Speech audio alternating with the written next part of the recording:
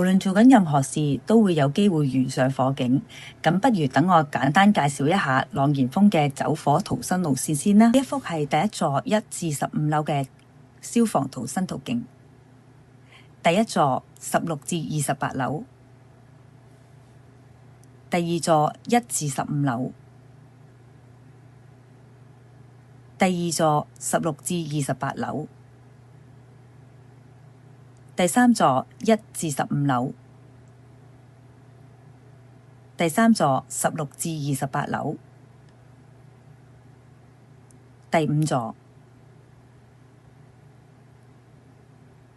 同埋第6座嘅。我哋每層都有2個緊急逃生出口，住戶可以根據上面嘅逃生出口指示燈牌，沿住樓梯直達平台。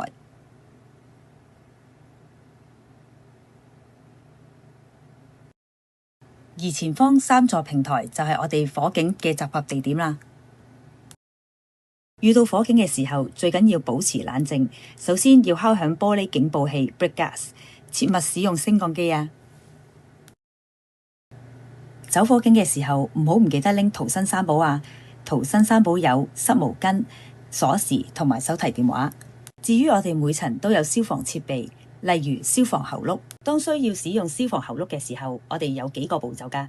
首先，我哋要敲碎喉轆旁邊嘅火警鐘玻璃，咁樣就可以啟動消防系統。呢個時候就會有火警鐘響，而且會啟動消防水泵，提供足夠嘅水壓去救火。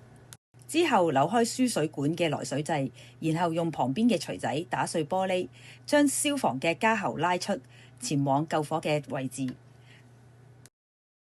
除咗呢個玻璃警報器之外，行前少少，喺消防喉轆前面仲有一個㗎。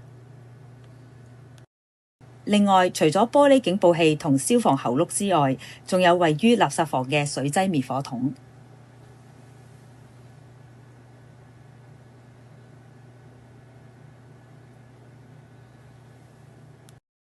使用滅火筒有4個步驟：拉、瞄、壓同埋掃。1. 拉出保險銷。2. 瞄，對準火源最底部。3. 壓下壓巴，噴出滅火劑。4. 掃，從火源一側向另一側掃蕩，徹底覆蓋燃燒區域。